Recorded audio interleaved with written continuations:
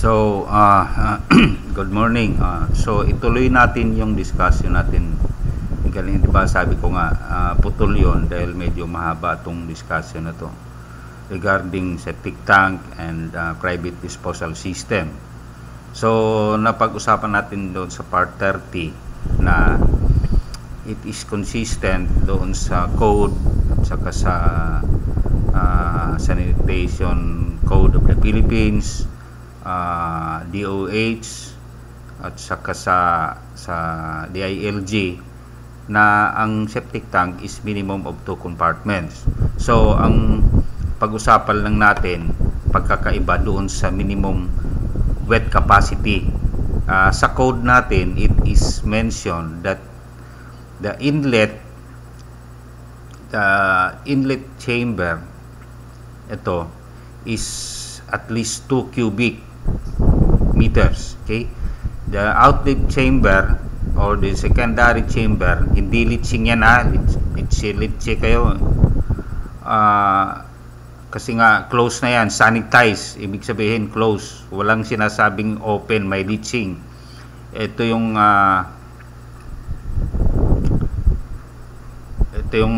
dati natin, merong yung second chamber is open bottom. Okay, so wala yan sa code actually. Ang tanong ko nga, saan nang galing to? Okay, pero sinagot na rin natin, baka yun yung rason. Okay, so yun, ito yung second chamber is at least 1 cubic. So doon nagkakaiba, alin ba ang masusunod? Of course, para sa akin, ang masusunod is the revised National Plumbing Code, which we copied from the Uniform Plumbing Code. Okay, so wala kasing yung sinasabi ng DOH na tawag dito 50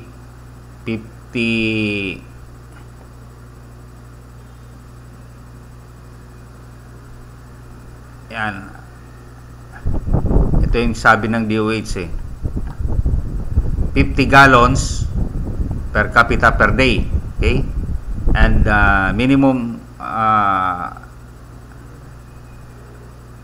for not less than 10 persons. So 50 gallons times ano na lang, 4 liters, actually it's 3.79 liters per gallon, times 4 na lang. So 100 times 10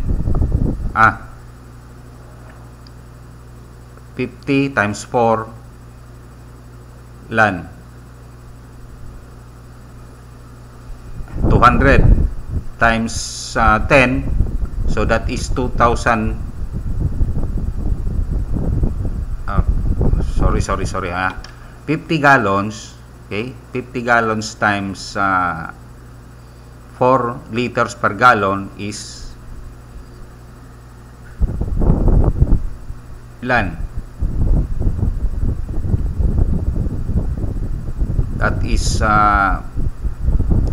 200 liters times 10, 2,000 liters is equivalent to 2 cubic meters lang, which is less than 1 cubic meter from the revised National Plumbing Code. So alin ang masusunod? Of course, para sa akin nga tawag dito, yun yung yun yung pagkakaiba. Ngayon, balikan natin yung sinasabi sa tawag dito, private disposal system. Okay, were permitted by the rules and regulations of DNR, the building sewer may be connected to a private disposal system complying with the provisions of this appendix. Type of system shall be determined by the basis of location. Siyempre nga, sabi ko nga, depende sa lokasyon. Siyempre, kung maliit ang area mo, hindi naman pwede. Soil porosity, kung clay, hindi rin pwede. Dahil hindi pagsisip yan dun sa groundwater level. So, kung mataas, hindi rin pwede. So, except otherwise approved, shall consist of a septic tank, plus effluent, with the effluent discharging into a subsurface disposal field. So subsurface disposal field ito yung sinasabi natin, septic tank. Meron siyempre kung i-isa out, marami kang perforated pipes dyan, may distribution box ka. Okay, so yon. And discharging ito sa observable or may kama siya into one or more seepage speed, so seepage speed or into a combination of subsurface field and seepage speed. So yon, seepage speed, ito yon, pwedeng from septic tank na to compartment na sanitize, walang leaching. Ito yun pinaka-leaching pit mo. Okay, pero ito hindi pa rin yan pwede, kasi leaching na nga yan di ba? So ibig sabihin, ang purpose mo diyan is to leach na dito. Hindi pa rin yan pwedeng itap doon sa drainage canal. Kaya nga private So kung i-analyze mo itong private disposal, so itong 3 chamber na ni-require nila, minimum of 2 chamber sanitize, walang leaching. Itong 3rd chamber na to, pwede itong equivalent ito sa isang leaching well na pwedeng i-open ito. Pero itong outlet, hindi nga yan pwede pa rin kasi nga private disposal system. Okay, walang batas na nag-a-allow ng effluent mo na hindi treated, kasi hindi full treatment itong septic tank, na ilabas mo sa waterways. Okay, so wala yan. Bakit yan ina-allow? Okay, so yun yung tawag dito, yun yung malaking question mark, saan nanggaling yung batas na yan. Okay, so tutuloy natin yan. So, ulitin ko minimum of 2 plus pwedeng leaching field, pwedeng within your area, lot area, pwedeng leaching well or combination ng leaching field at saka leaching well. So pwede, so kung i-analyze mo nga, pwede itong 3rd chamber na i-open mo tong bottom, pero hindi pa rin po pwede na hindi ka sigurado na kayanin ng porosity ng soil yung discharge mo rito. So kailangan mo na rin para hindi ka aapawan, bawal pa rin yun. Hindi pwedeng lagyan mo ng outlet yan to the drainage canal, kasi nga hindi ito, the purpose of this is only for private disposal system, which is not well treated, na hindi mo pwedeng ilagay ay itap yan sa drainage canal. Okay, so malinaw na yan. Okay, ngayon may tanong, saan at kailan pwedeng gamitin ang septic tank at saka yung mag-provide ka na ng wastewater treatment plant. Okay, ito ang gulo, iba-iba. Ang DILG, so DILG yan. Okay, DILG may tulad ng nasabi ko, may kopya na yan doon sa natin, i-download nyo, palakihin natin na DILG Memorandum Circular. Yan, all government and institutional structures are encouraged to have a hygienic septic tank. So meron din yung definition, yung ibig sabihin nila ng hygienic septic tank, wala ngang leaching, close yung bottom ng slab ng septic tank. Yan yung sinasabi nilang hygienic. Or wastewater treatment facility based on the number of individual regularly occupying the structure. Okay, so yon. napakalinaw dito.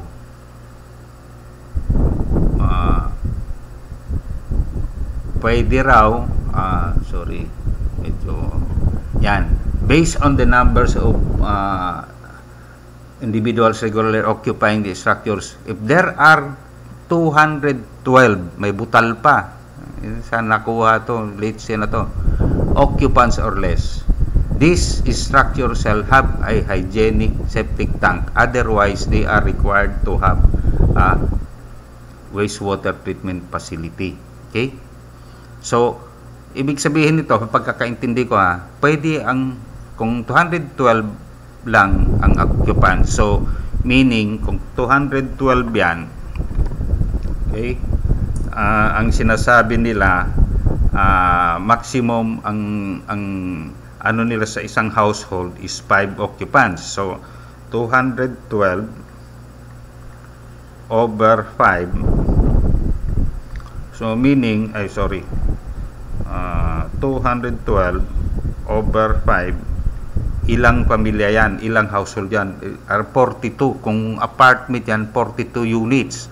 So less than 42 units, pwede ka pang gumamit ng septic tank. Yan yung sabi ng DILG, Okay, tingnan natin sa DOH.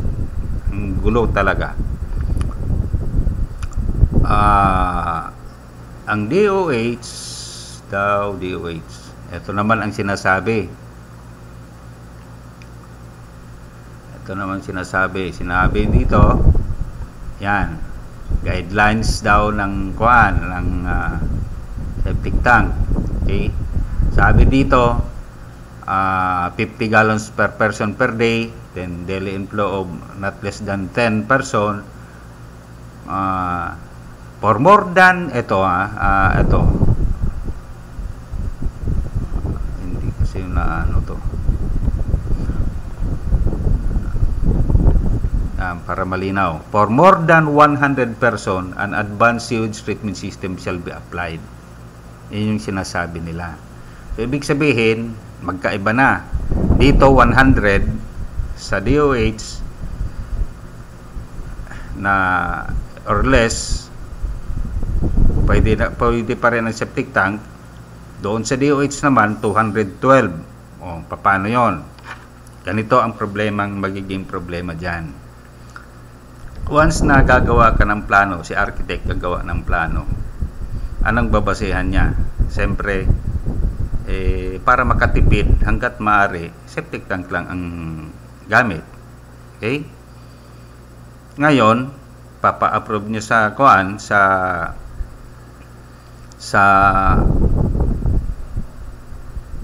Office of the Building Official, since ang building Office of the Building Official is under the DILG and LGU OBO. So ang masusunod doon, malamang ang susundin nila is yung 212. Okay? Kasi wala namang tao doon na taga DOH doon sa pagkuha mo ng permit di ba? So 212, mas lamang pa nga ang DILG. So 212. Okay, approve. Ngayon, ang problema dyan, ganito. DNR, patay na sila. Yan ang DNR, Dow 2016-08. Ang sabi dito, may water quality guidelines and general employed standard. Yan yung GES sinasabi.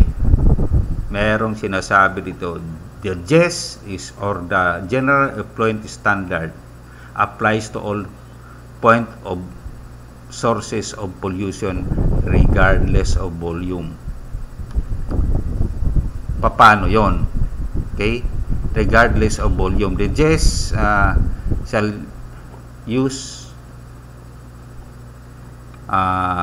used regardless of the industry category. Okay. Ngayon, ang problema dito,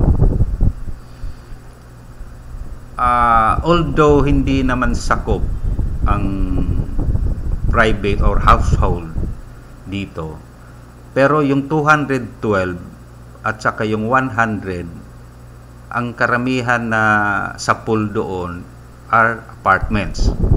'Di ba? Pag apartment kasi, considered as commercial. Kukuha ka ng business permit niyan eh. So, ang business permit, ang isang requirement ng business permit is the water discharge permit. Okay? Ngayon, ito yung mga kailangan na magsasubmit ng wastewater discharge permit.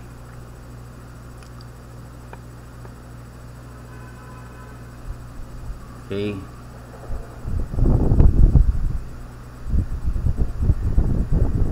Tingnan natin yung apartment, ha.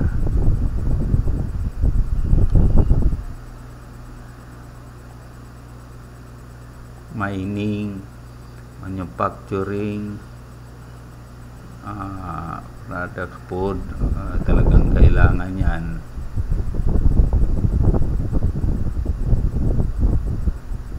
Electric, casting, vegetation, general, human health. Saan ba? Nursing, hospitals, public.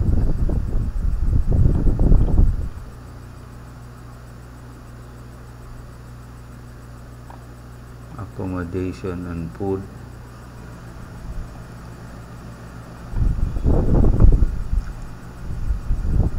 Yan, accommodation, retail. Ito yung mga businesses na kailangan, list of businesses. Tingnan nyo sa Dow 2016-08.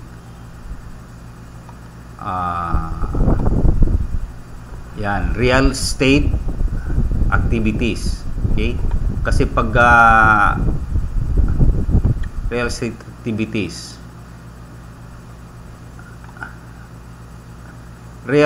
activities, with own or lease properties, kailangan mong ipasa yung BOD, fecal coliform, ammonia, nitrate, phosphate, oil and grease, and surfactant. Paano mo maipasa yan kung septic tank lang ang gamit mo?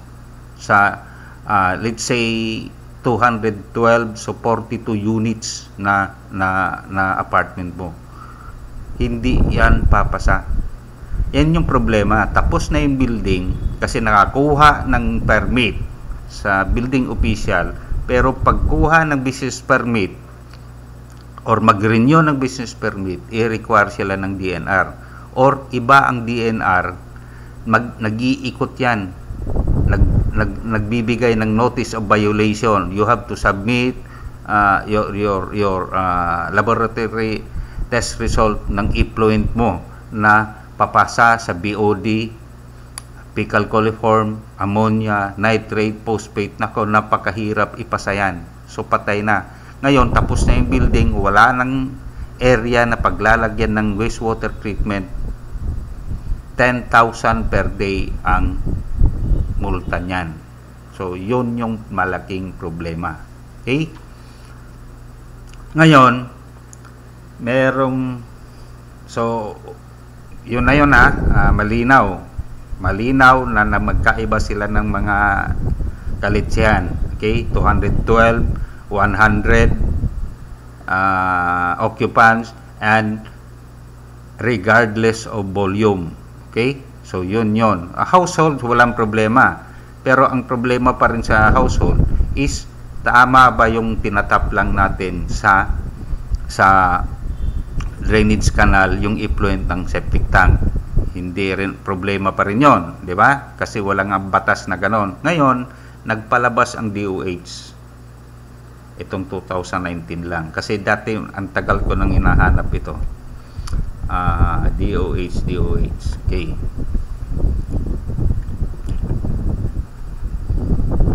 Ay sinasabi sila. Okay.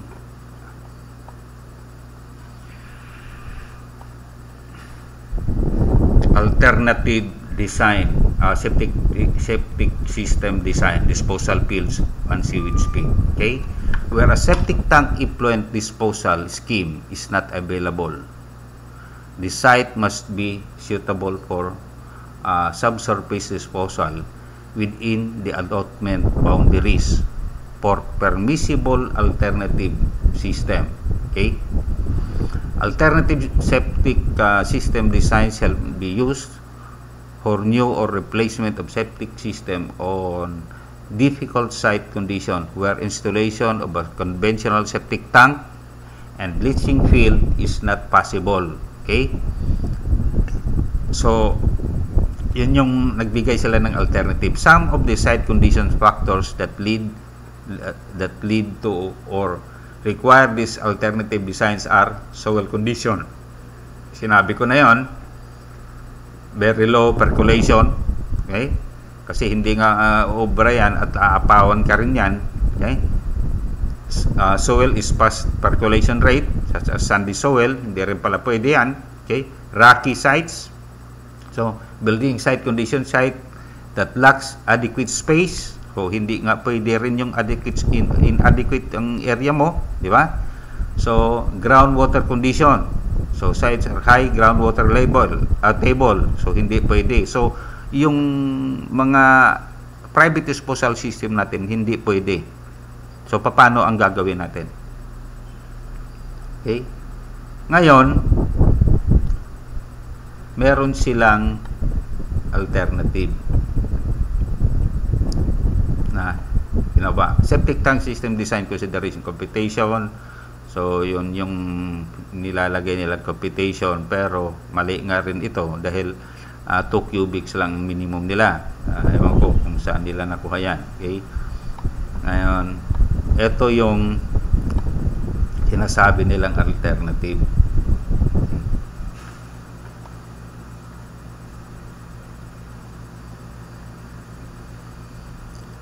Okay? All septic tank, if sewer is not available, okay, additional treatment process after septic tank. Okay? If all septic tanks, if sewer is not available, ibig sabihin, walang sewer line doon sa area mo. Okay?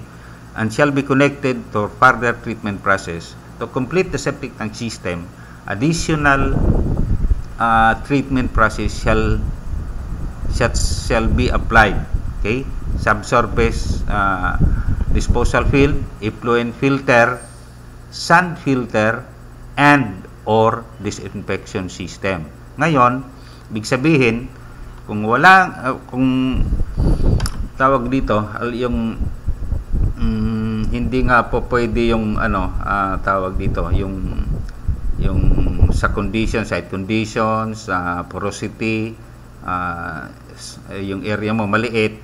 Ngayon, meron silang nilagay na alternative. After the septic tank na to compartments additional treatment process shall be applied.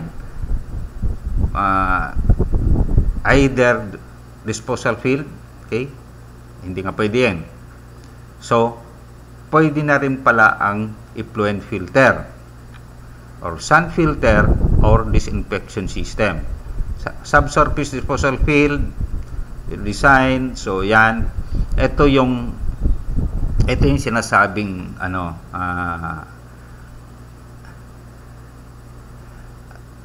effluent filter. Okay?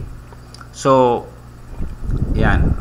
This is a commercial type of effluent filter na pagkakaintindi ko, kasi nga, di ba bawal?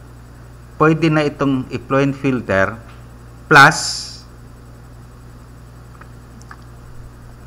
yung sinasabi nilang disinfection system. Kasi hindi nga rin pwede. Ngayon, pag meron kang effluent filter or sand filter plus and kasi nakalagay and or disinfection system, pwede ka nang pwede mag-tap doon sa waterways. Kasi yung water, halimbawa, drainage canal, pupunta yan sa waterways sa Pasig River, sa mga estero. So, this is only applicable, pagkakaintinding ko, doon sa household. Kasi nga, yung mga commercial establishment, kailangan nga rin talaga nilang ipasa yung mga parameters ng DNR kasi regardless of that is part of their business permit. Okay? So maobliga silang magpagawa kasi nga hindi nga papasa kahit itong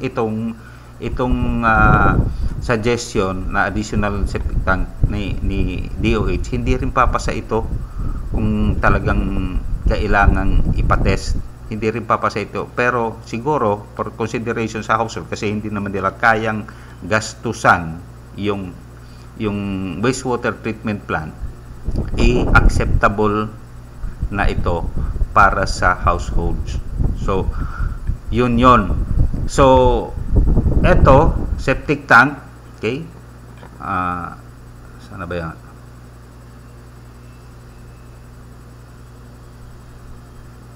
DOH, etong septic tank na tapos plus filter plus dapat merong pang disinfection chamber dyan bago ka magtatap sa sa drainage canal. Yan, medyo hindi naman total treatment yan. At least ma-minimize yung pollutants na lalabas doon sa sa drainage canal, di ba? So malaking tulong 'yan. Okay? Ngayon ito, meron akong actually gawa ni Engineer Chris Manog ito. Meron tayong meron siyang ginawang improvise or innovation na filter sa septic tank. Yan, may balde yan, perforated. Lalagay mo ng gravel. Merong mas maganda sa gravel na gagamitin na filter media na mas maganda, mas effective siya. PM nyo ako kung ano yon. Activated carbon or charcoal. Okay? Gravel ulit. So yun yung improvised na filter doon na pwede mong gamitin sa septic tank para at least medyo malinis-linis na, may charcoal ka na dyan, medyo mawala yung amoy bago mo ilagay doon sa last compartment yung disinfection na normally chlorine. Okay? Paano ang dosage ng chlorine? Madali lang yan, pwede kong ituro sa inyo yan paano ang depende sa flow rate. Okay? So yun yung dapat nga ilinawin nila ito na patupad. Sana maipatupad to. So, ang suggestion ko rito, okay? Suggestion ko rito para medyo malinis-linis naman, mabawasan yung pollutants, okay? Ang suggestion ko rito, 2 chamber, okay? Sana 2 chamber for household use lang to, okay? 2 chamber. Yung third chamber natin, doon tayo maglalagay ng filter, okay? Effluent filter. Medyo hindi rin ako comfortable kung dito mo ilalagay yung effluent filter kasi medyo marumi-rumi pa ito, napaka messy, matrabaho kasi yung filter na yan, sineservisan yan, huhugutin mo yan, lilinisan mo, kung palagi magbabara, okay? At least dito sa third chamber medyo malinis-linis na yan kasi ilang beses na nagsettle, okay? So, yon, dito ka maglalagay ng third chamber, sa third chamber ng filter. Then, we will add additional fourth chamber na doon tayo magdi-disinfect, which is we will use a chlorine proper dosing. Merong pakita ko sa inyo. May gumamit na ako nito. Chlorine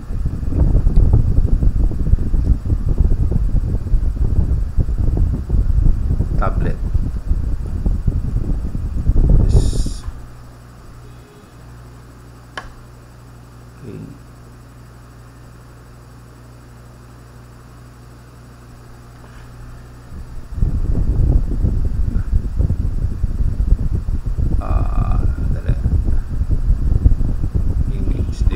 dispenser. Yan. Meron yan. Ito, dispenser yan. Lalagay mo yung chlorine tablet mo dyan. Tapos, naka-float lang yan. Unti-unti siyang natutunaw. Okay? Unti-unti siyang natutunaw doon sa ano. So, madi-disinfect na yung port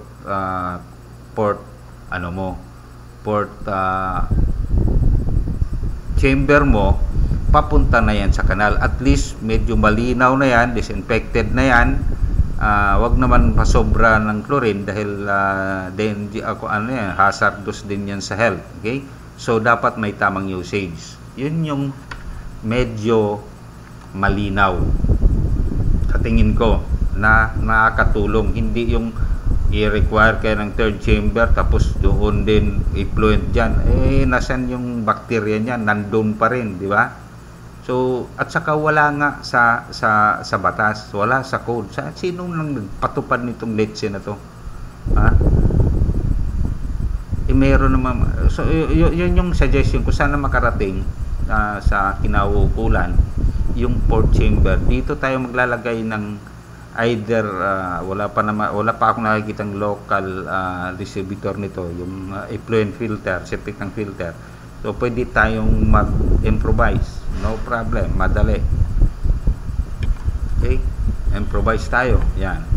So yon, sana medyo malinaw sa atin, sana makakarating. Pero this is only applicable for households. Talagang yung wala, hindi ka makakalusot. Problema talaga ang wastewater treatment pagdating commercial establishment mo, mga rentables. Ang rentables naman hindi problema ng tenant kasi ang may-ari ng building, sila ang provide sa iyo ng wastewater discharge permit. So ano mo lang na nagre-rent ka lang, hihingi ka doon ng ang may-ari ng building ang problema niyan. Ang daming tumatawag sa akin na gano'n ang problema, wala na silang space na paglalagyan ng wastewater treatment. Okay?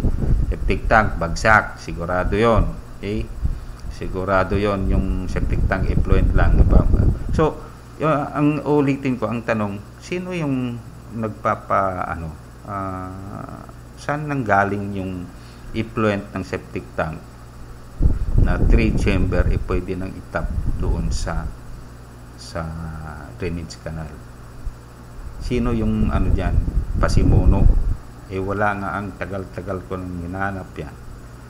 Buti nga itong dumating ito. This is ang petsa nito. Yan, October 29, 2019. Okay? National Standard on the Design, Construction, Operation, and Maintenance of Septic Tank System. So, ito yung sa DOH. Siguro ito, naisip nga nila ito dahil hindi nga kakayanin ng